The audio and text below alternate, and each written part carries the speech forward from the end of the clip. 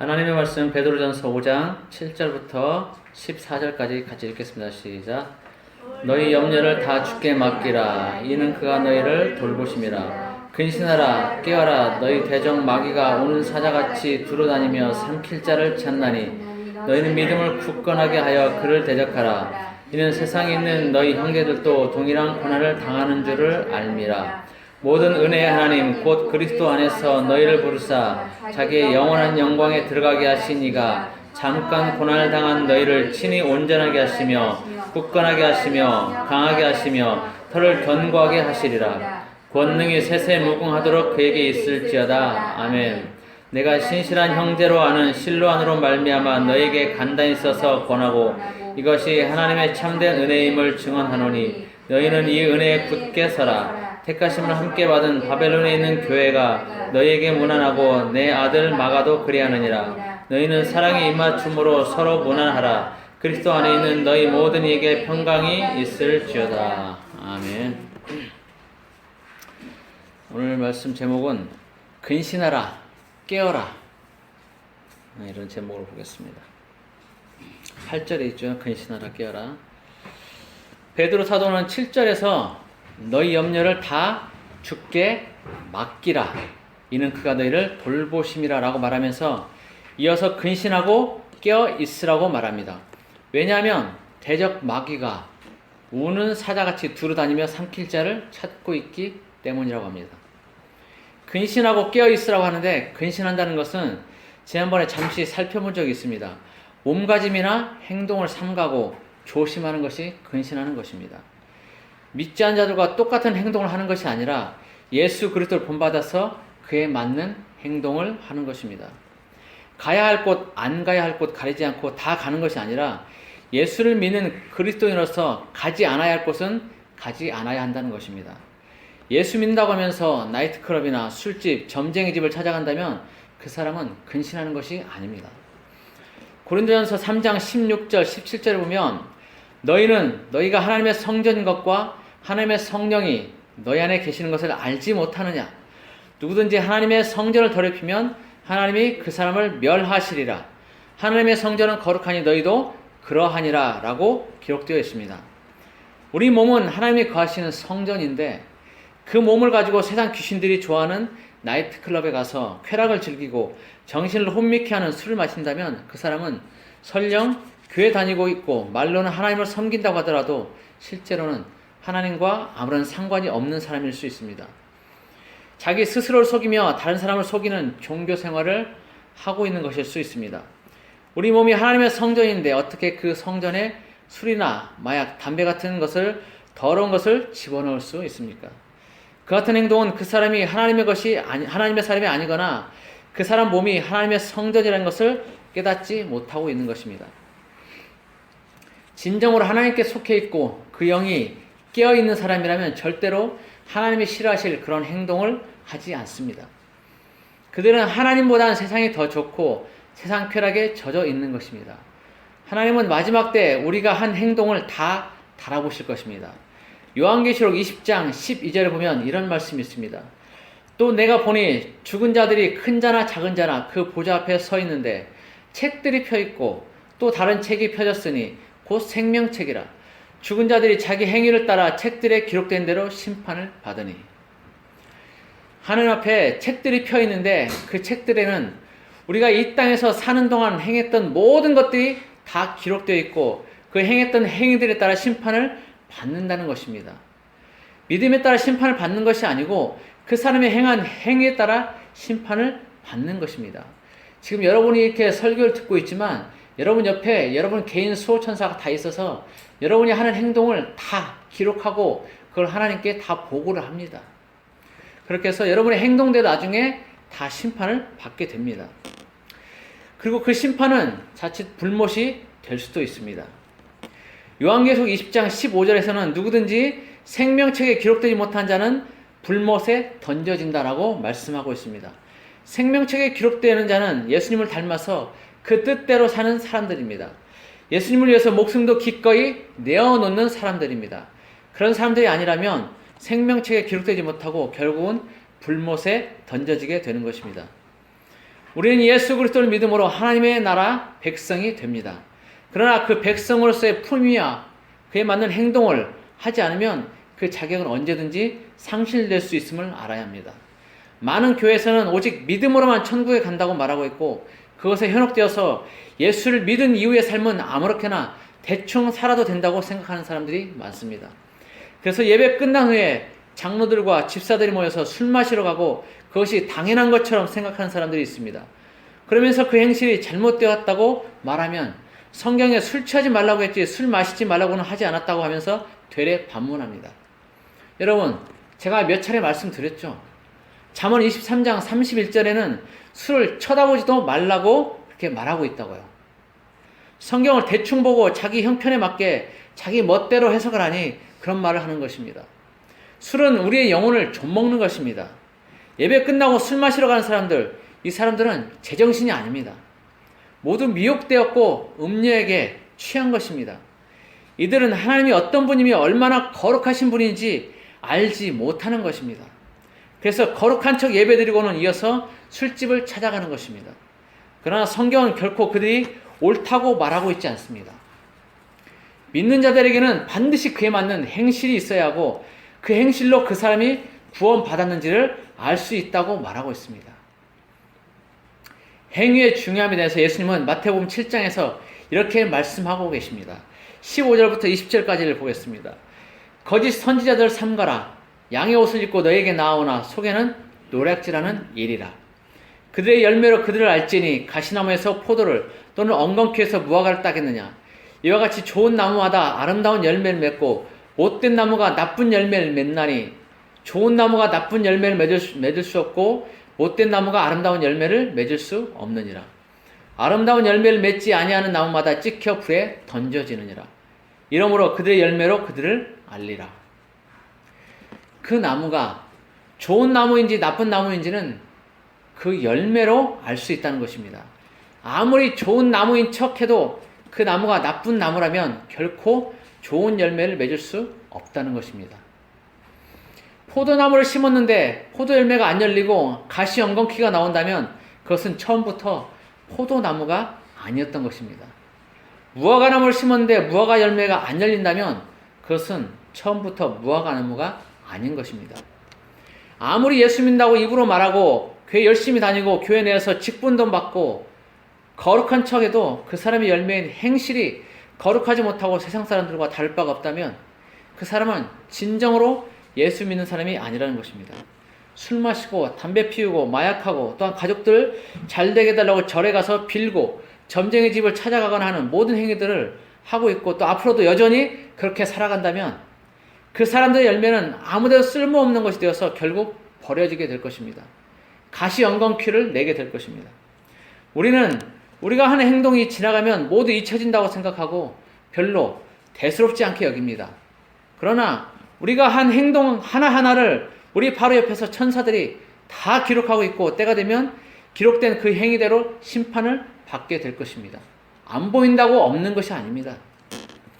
행위로 구원받는 것이 아니라 믿음으로 구원받는 말이 틀린 말은 아닙니다.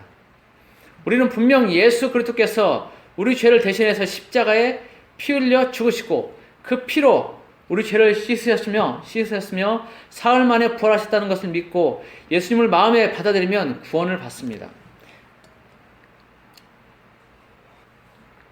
그러나 그것은 신자로서의 가장 초기에 필요한 믿음입니다. 그 다음에 필요한 것은 그 믿음대로 계속 살아가는 것입니다.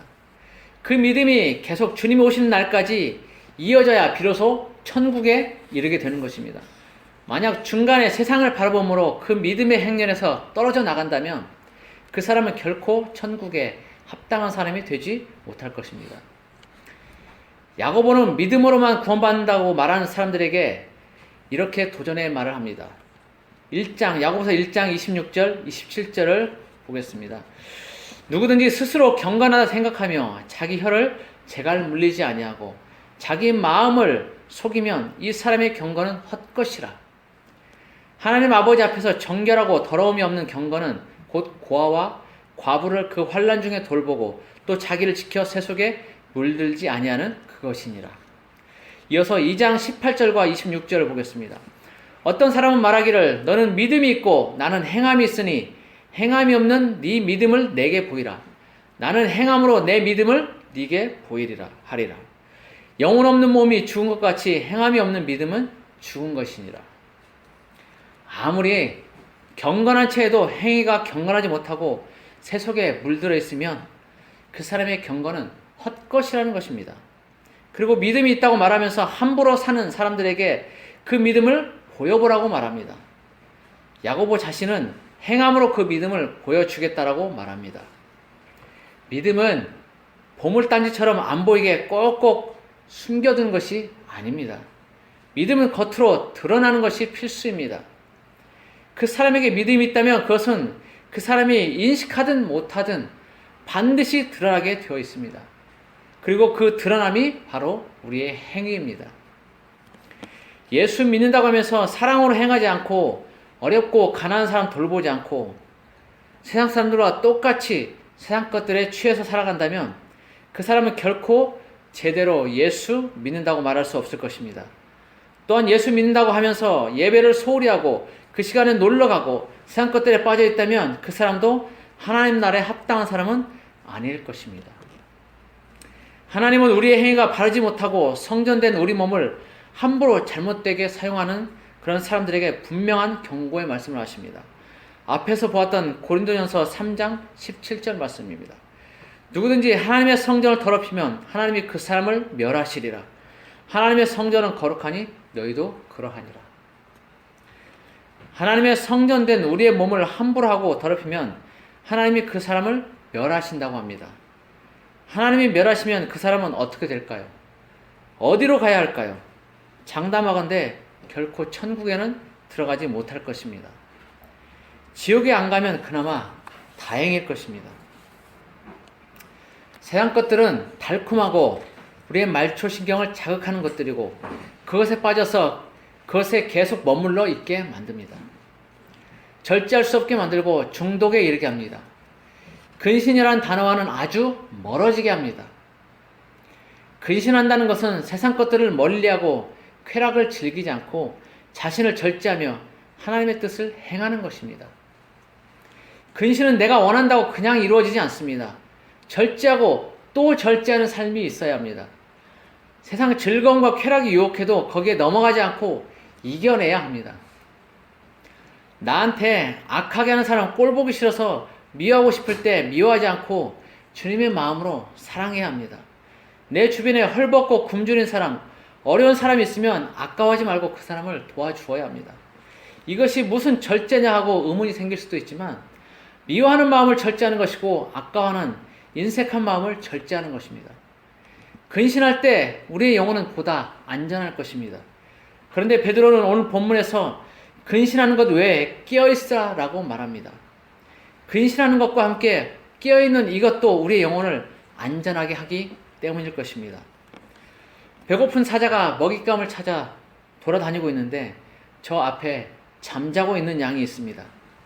깊이 잠들어 있는 양은 바로 사자에게 잡아먹힐 것입니다. 그러나 그 양이 깨어있다면 사자가 오는 것을 눈치채고 바로 달아나서 사자 밥이 되지 않고 목숨을 건질 것입니다. 이처럼 우리의 영혼이 깨어있지 않고 잠을 자고 있으면 대적 마귀가 성도들을 삼키게 될 것입니다. 그러면 무엇이 잠들어 있는 것이며 무엇이 깨어 있는 것입니까? 잠들어 있다는 것은 세상 것들과 미혹에 빠져서 하나님을 제대로 인식하지 못하는 것입니다. 마치 몽유병 환자처럼 말입니다. 몽유병 환자는 자신이 깨어있다라고 생각할 것입니다. 그러나 다른 사람들이 볼 때는 잠에 취해서 잠꼬대를 하고 있는 것에 불과합니다. 몽유병 환자는 주변 상황을 제대로 인식하지 못합니다. 깨어있는 것이 아니기 때문입니다. 그런데 이 몽유병 환자뿐만 아니라 술 취함과 마약의 취함도 마찬가지입니다. 주변 상황을 제대로 인식하지 못합니다. 그래서 술에서 깨고 나면 술 취해서 했던 행동들을 기억하지 못합니다. 한마디로 제정신이 아닌 것입니다. 이들은 모두 깨어있는 것 같지만 실제로는 잠들어 있는 것과 마찬가지입니다. 일상을 제대로 인식하지 못하고 해야 할 일들을 제대로 하지 못합니다. 우리의 영혼이 잠자고 있다는 것도 이와 같습니다. 우리는 우리 스스로가 생각할 때 교회 안 빠지고 잘 다니고 있으니까 신앙생활 잘 하고 있는 것으로 생각할 수도 있지만 그것은 우리의 착각일 수도 있다는 것입니다. 착각하며 산다는 것은 정말 무서운 일입니다. 사실이 아니지만 자기가 생각하는 것이 사실이라고 굳게 믿고 있기 때문입니다.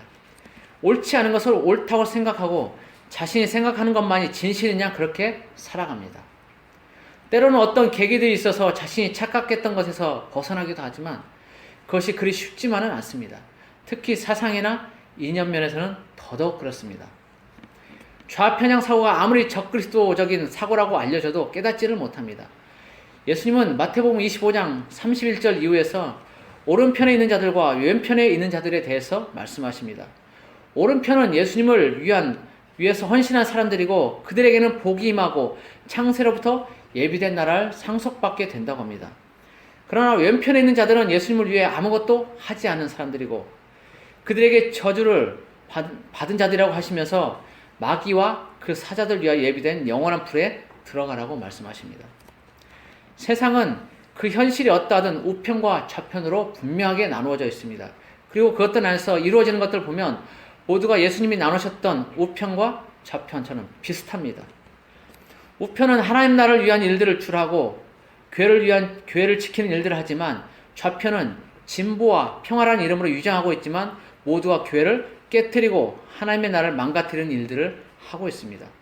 미국의 오바마가 그랬고 힐러리가 그랬습니다. 우리나라는 현 정부가 그렇습니다. 그들은 모두 지옥불에 들어갈 자들입니다.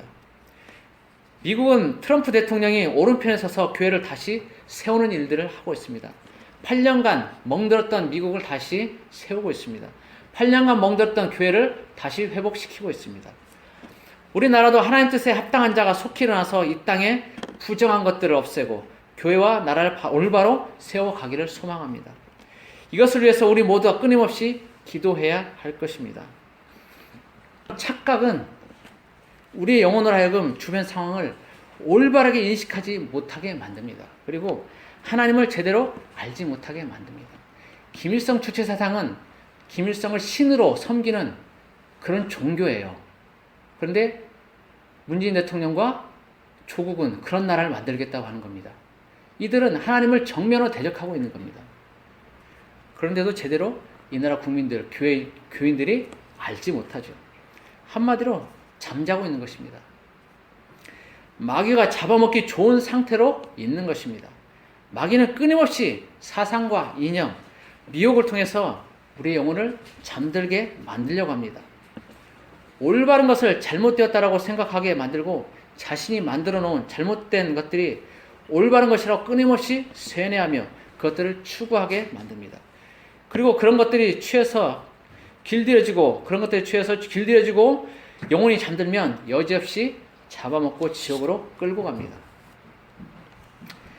우리는 깨어서 이런 것들에 대처해야 하는데 깨어있다는 것은 주변 상황을 제대로 인식하며 하나님의 뜻대로 행하는 것입니다.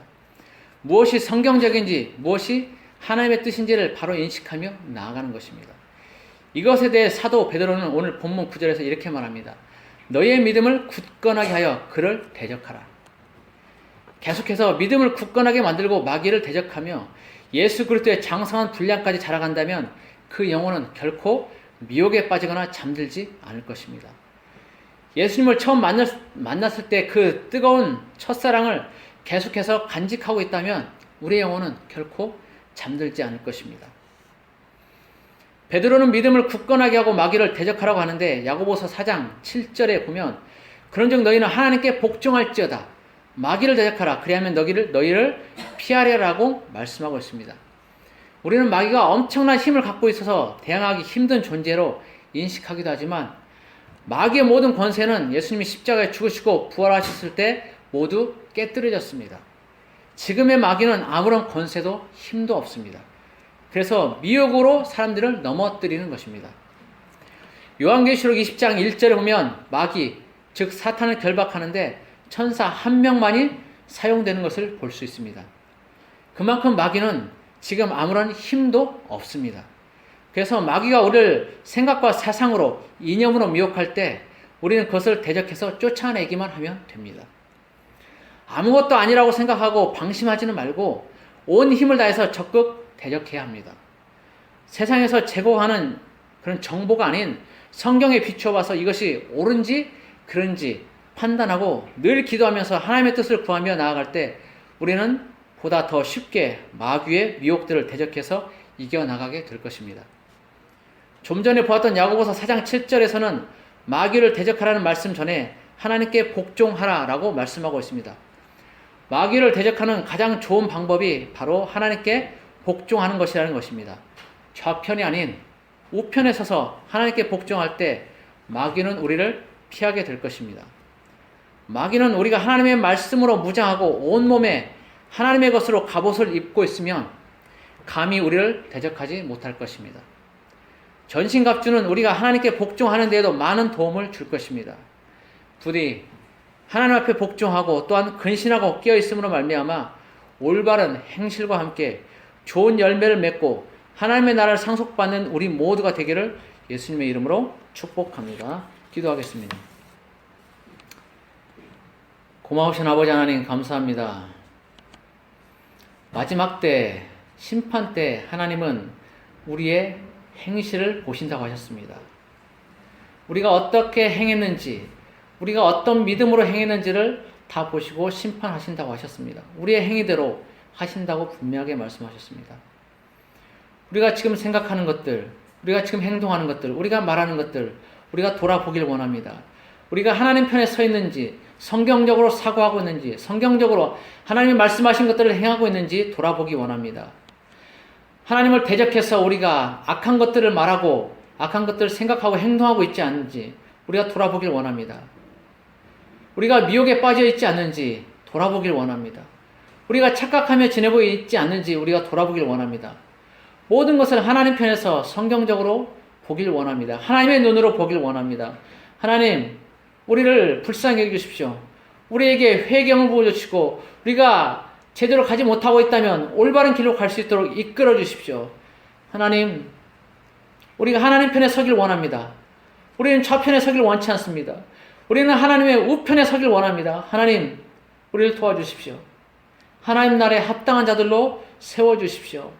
오늘도 함께 하신 주님을 찬양합니다. 예수 그리스도 이름으로 기도드립니다. 아멘.